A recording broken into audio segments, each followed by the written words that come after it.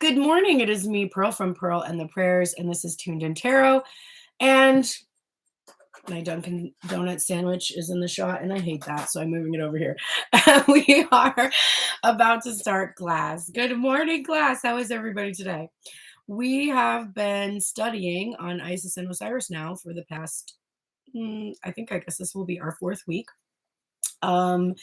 And we're going to start the next sections. If you have missed the first three classes, they are available at the in the playlist on my Tuned in Tarot YouTube channel. Obviously, if you're here on YouTube, then right here in the channel you'll find a playlist that shows the intro class and class 1 and class 2. This technically is class 3. Okay, so we are going to just dig right into it.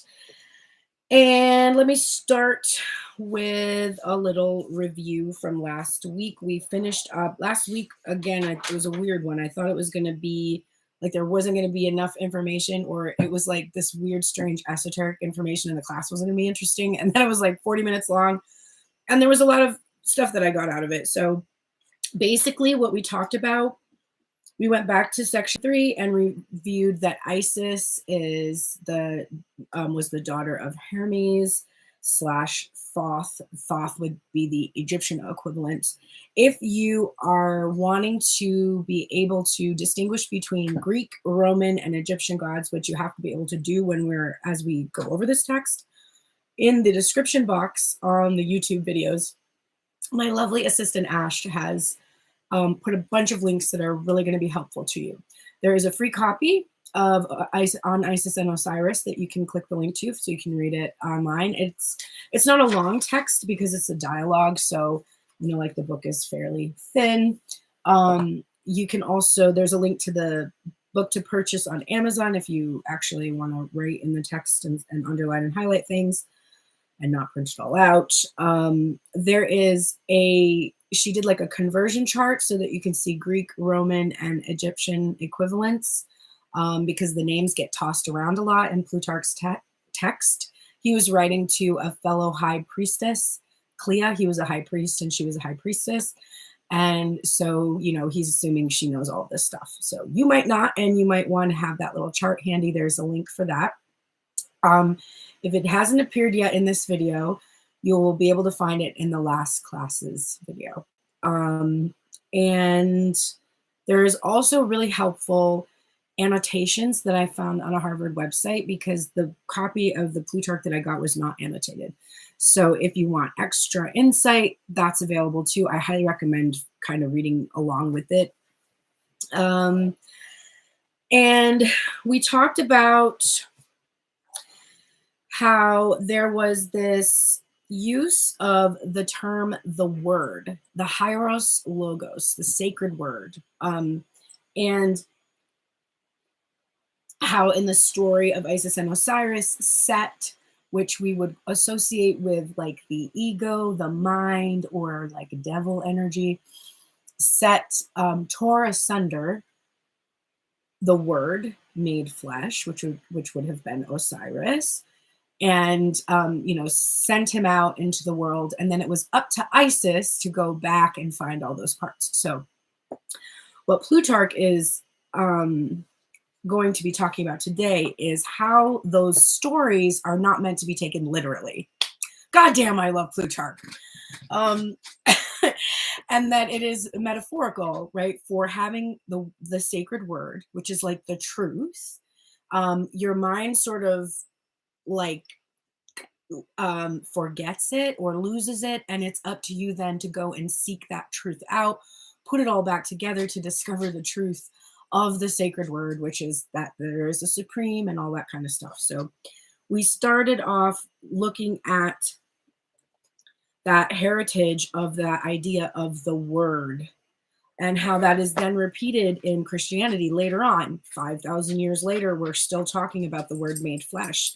But it was Osiris who was the original source of that concept, I guess we would say. So today we are going to, after that, there was a bunch of stuff about what the priests did with their hair. They shaved their heads, they wore this, they did that, etc., etc.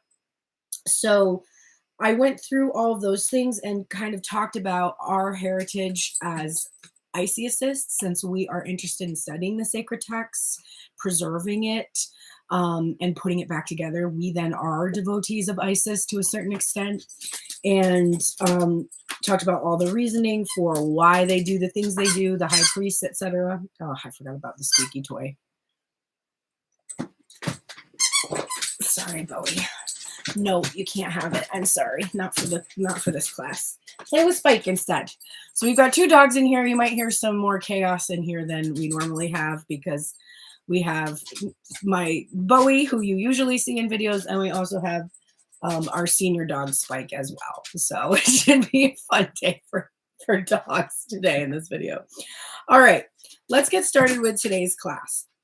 So the first thing I did was clarify the word sacerdotal, because I was like, that must mean sacred somehow, and it does. The word sacerdotal is relating to priests or the priesthood, and denoting a doctrine which ascribes sacrificial functions and spiritual or supernatural powers to ordained priests. In case you didn't know, that was the definition of that word. But the reason I defined it is because here in section, wow, are we already in section 9? Dang. Yes, we are. Okay. So here in section 9, it starts out by talking about how the kings, and the reason why is because in the very last section, it talked about how there was a king that had taken away the sort of austere lifestyle and created a more decadent lifestyle that wasn't as priestly. And so in the section 9, they talk about how this would have been, like where the kings were elected from. And it's interesting that he says elected. I don't know much about Egyptian politics, but for a Greco-Roman historian, philosopher, elections would have been a thing, right? So truthfully, I'm not exactly sure if or how kings were elected. I don't know if it was a thing like they were ordained in the way that they are in like British history or something like that, European history. Hey, Spike, be quiet, please, baby. All right. So what he's talking about in this section, he says that kings used to be elected either out of the sacerdotal, that's the sacred high priestly class, or they were elected from the priestly class or from the military class. And even if they were elected from the military class, then they were immediately initiated into the priesthood. He says, initiated into their wisdom, which was for the most part shrouded in fables and stories, giving obscure indications and glimpses of the truth, as indeed they themselves half acknowledge. Okay. Hey! Lay down. Lay down. Bowie, lay down right now. Lay down. Thank you. Spike, lay down. Lay down. Good boy. All right, relax. You can stay in the same room together for 20 minutes without fighting. Let's see. Sorry. All right, so they were initiated, obscure indications and glimpses of the truth, as indeed they themselves half acknowledge by kindly setting up the sphinxes in front of their temples, as though their religious teaching contained wisdom hidden in enigmas. This is the most important part of this section, because what he's establishing here in sections 9, 10, and 11, which are the ones that I did for this class, he is establishing this idea that the stories that we're about to go into, the fables, etc., are that. They are stories. They are fables. They are words that are used to indicate deeper meaning. They hide the hieros logos. And this is important because in modern day Christianity, this concept of the fables being metaphors and analogies got lost. And in all other religious beliefs since the documented history that we have from Egyptian, Sumerian, straight through today, none of those other religions actually believed that there was a physical being who walked around and did the things and said the things. They did know that their sacred truths were hidden in stories and myths. And this is such an important part of establishing that all of these myths that we now know truly do stem from our creative way of making associations with reality so that we can understand things that are very difficult to understand. This is a huge point of this section. So let's see.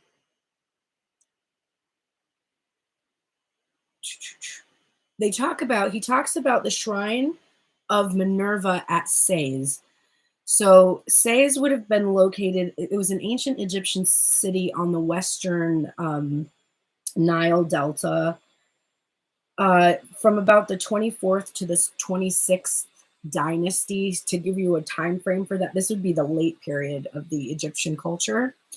And to give you a time period from that, that's going to be like from 732 BC to around 525 BC. So it's like approximately like 200 years in the late period of the Egyptian culture. And it was a provincial capital of Sepha. And the modern equivalent would be like Sa el Hagar now, or Jagar or Hagar. Now is where it would have been located. And this temple to Minerva, which Minerva is interchangeable with Isis in Plutarch's in his writings to Clea, he says whom they consider the same with Isis. And he says that this shrine contains the inscription, or bears the inscription, I am all that hath been and is and shall be, and my veil no mortal has hitherto raised. So basically, this is that concept of the supreme that is ineffable, that we can't define. And it says here, most people believe that the proper name of Jupiter, which would have been the equivalent with, wait, I'm going to have to look at my chart here. See, this chart is very handy. Jupiter. Yes, that's what I thought. Zeus or Jove. Okay, so this would be like the head honcho. Zeus, Jove, and Jupiter. Roman would be Jove or Jupiter, and Greek would be Zeus. So it's interesting how, and this is the reason why Plutarch is an important person to study. There's a ton of reasons, and I talked about it in my intro class, but primarily because he was able to preserve Greek culture, even though it had been subsumed basically within Roman culture. He was able to preserve it by interchanging these names to show the parallels, which is what he's most famous for having written, Parallel Lives, between all of these different beliefs and the figures, etc. He could see all the connections, I guess we would say, and he needed others to see them so that his culture wouldn't be destroyed.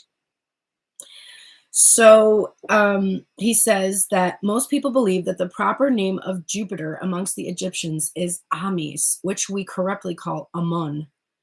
And there is of the opinion that this word Amun, so this would be, instead of Zeus or Jove, they would have called their god Amun, like the all. And the meaning of that term would be hidden or hiding. And also tells us that Egyptians used this word to one another when they're calling anyone to them. So not only is it a word that means hidden or hiding, but it also means to call to you. So they're actually calling God to you when you use the name Amun. So it says, for the word is one of calling to, for which reason the supreme God, whom they consider the same with the all, they invoke as being hidden and invisible, and exhort him to make himself visible and apparent, and therefore call him Amun. So great, therefore, was the piety of the Egyptians in their teaching respecting the gods. So important to know that they also felt that there was a supreme or all, and that supreme or all was embodied in the personification of the hidden or invisible presence that they would call upon. So basically the equivalent of the hidden God, the name that can't be pronounced, etc.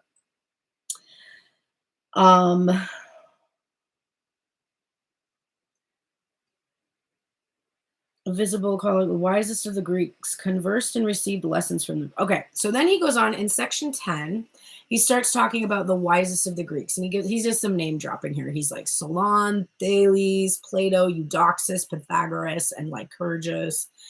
And he explains that we can trust the information that these historians have testimony from because they themselves conversed with Egyptian priests. And then he gives us an example. He says Eudoxus received lessons from Conophus of Memphis, Solon from Sonchis, I don't know how to pronounce Egyptian, of Saiz, and Pythagoras from Eunophus of Heliopolis. So basically, he's saying we can trust what they're saying, and we can also trust this information that about how their beliefs are actually hidden. And he says that these historians, these Greek historians, went on to basically heavily borrow from this symbolical and mysterious style wrapping up their doctrines in enigmas. And he actually gives Pythagorean doctrines that would show this example, things like he says not to eat off a chair, which doesn't make a lot of sense, but that it's like it has a deeper meaning, or not to plant a palm tree, or not to stir the fire with a sword. So these things that these Pythagorean precepts were purposefully veiled or coded.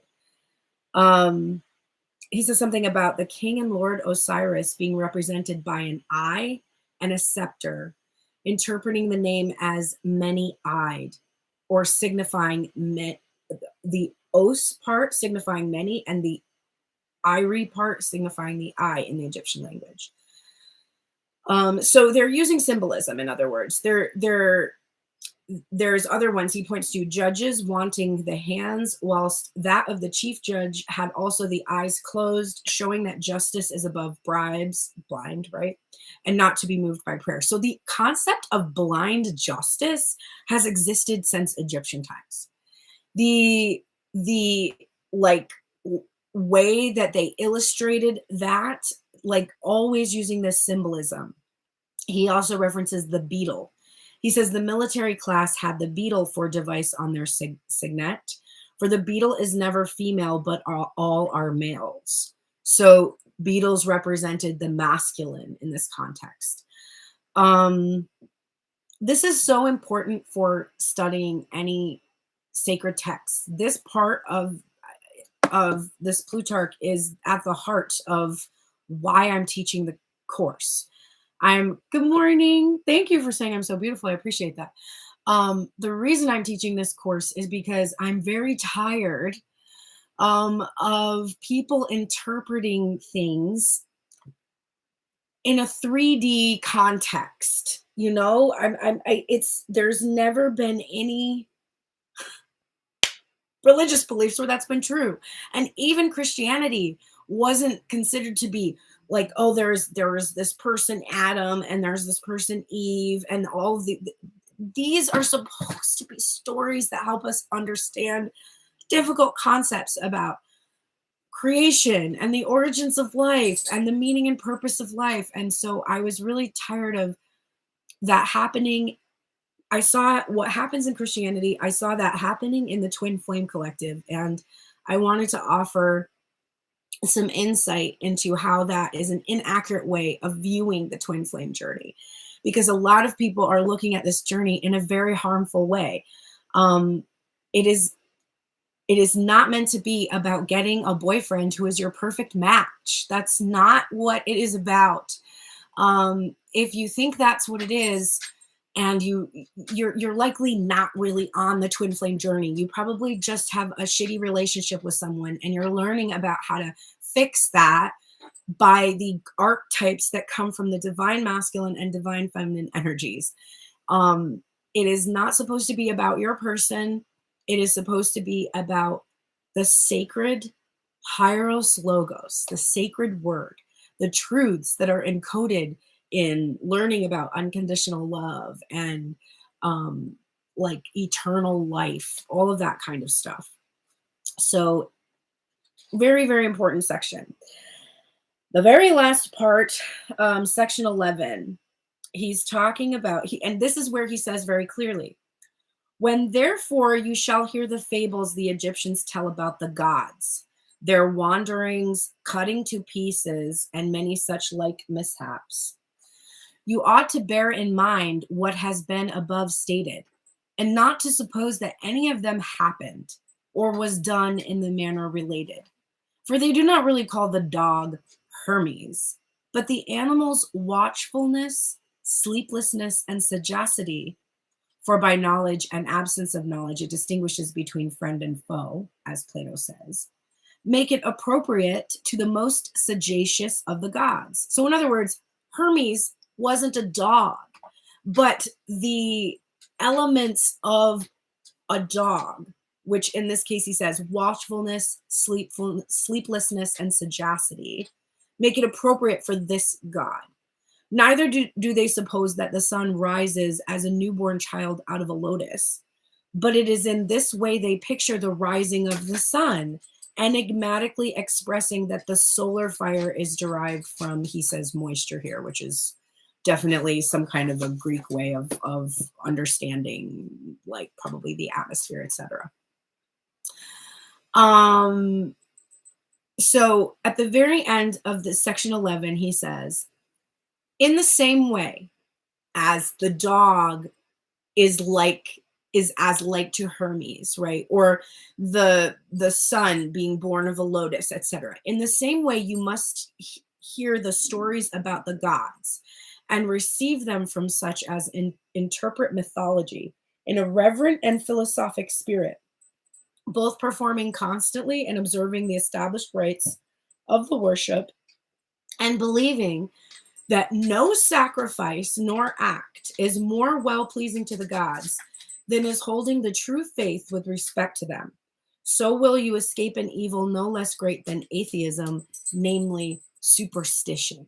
So if we had Plutarch here with us today and we were like, hey, Plutarch, how do you feel about like alt-right Christian beliefs?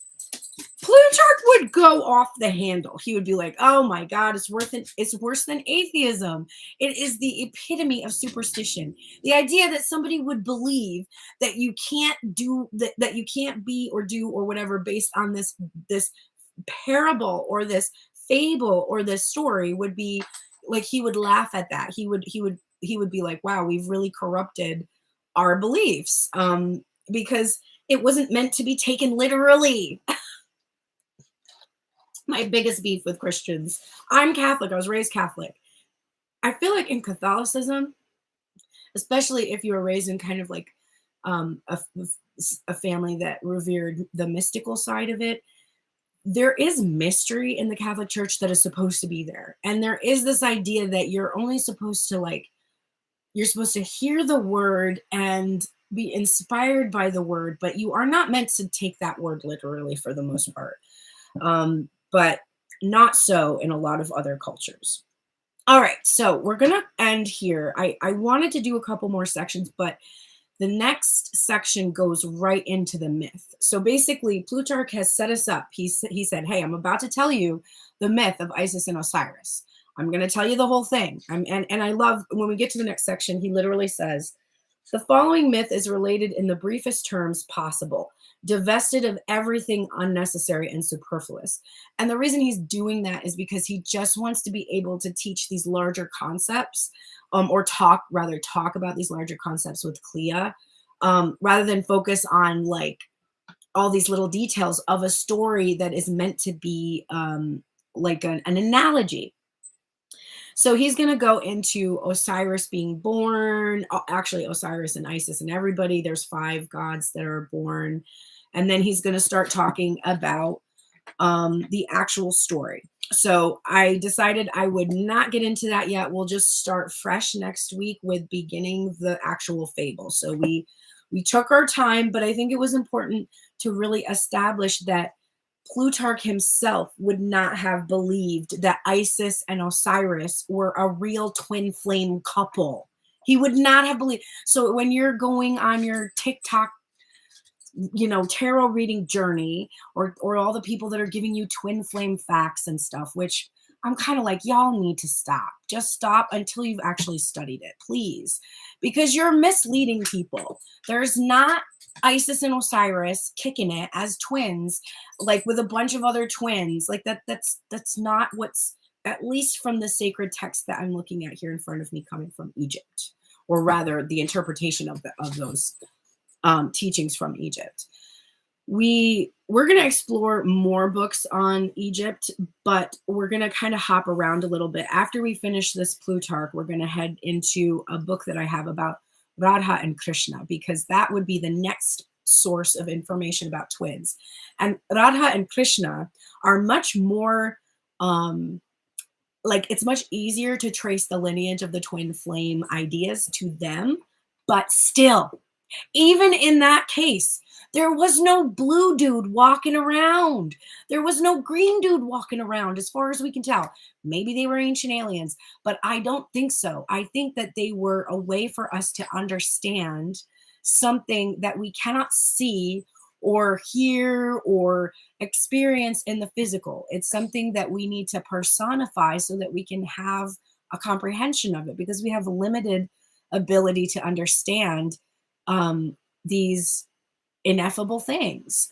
So that's why we're doing this. That's why we're here. And I'm glad we had this section so I could really get that clear to you. I don't want you to sit at home pining over a person who's not communicating with you because you think that Isis and Osiris were the head twins, and that you're supposed to have this one person, and that you're supposed to go and collect the pieces of him from all over the earth and fight these battles for him and do all these things because you're the woman or whatever. I just know none of that you are hearing from other readers is accurate. It's not. And you know that now because you can see it and hear it in the words. So what they're saying to you isn't true. And I think it's important that we have some way of revealing that, because I do see there is damage being done, and we're supposed to be healers. We're supposed to bring enlightenment. And as Isises, we're supposed to reveal the sacred word. That's literally what we're supposed to do. Like, wear it like a vestment is how it was described in the earlier chapters. So I hope you enjoyed this class. I will be back next week. We will begin with section 12, and we're going to go right into the actual myth. And I'm going to tell you, it is going to be a little challenging. We're probably going to move kind of slowly. There's a lot of names that come up that do need to be identified. If you want a real clear picture of the story, there's some things that are kind of like a little bit hard to picture or envision because they're in the Greek context. So I'm going to have to extrapolate that into something we can understand for our context. But yes, that's what we will be doing next week. So thank you for joining me here on YouTube. I will see you next week, same time. And if you didn't have a chance to see the other classes, take advantage of those. You can catch them on the playlist on my Tuned In Tarot channel for all three of the classes that have come before this one. And I'm going to do readings now over here on TikTok. So I will see you next week, YouTube. Take care.